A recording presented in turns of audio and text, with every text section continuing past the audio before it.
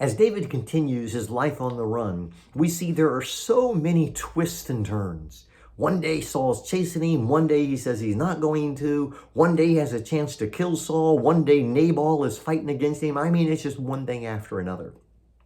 What I want to focus on today is 1 Samuel chapter 27, verses 1 through 4, and I want to talk about God's provision.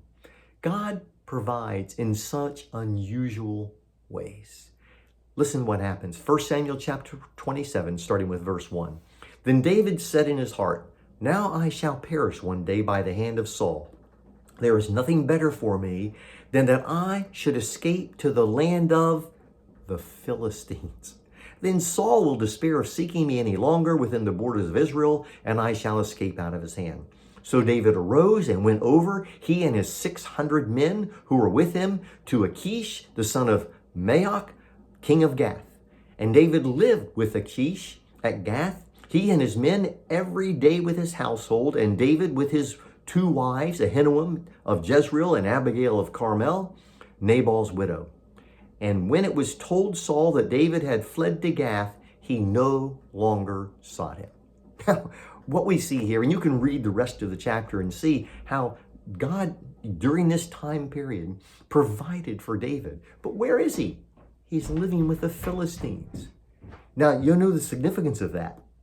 These are Israel's enemies. These are the people of Goliath.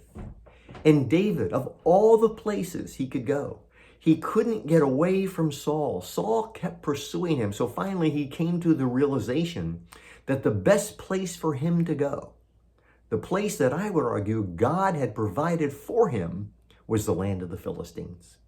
This reminds us of the unlikely provisions that God gives us.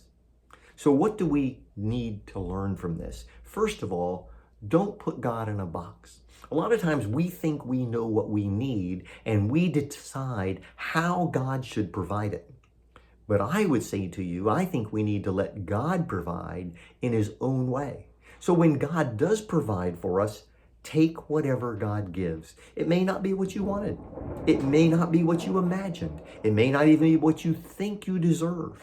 But I would just say to you, whatever God provides, take it. And secondly, take it with gratitude. Be thankful. Living with the Philistines wasn't David's ideal, and it wasn't the way it was going to be in the future. But for now, it was God's unlikely provision. So all of us can learn from this example and learn to be content with whatever God has given us. When we do, we will learn the Lord is able, and we can trust him and just rejoice in the many unusual ways that he steps in on our behalf.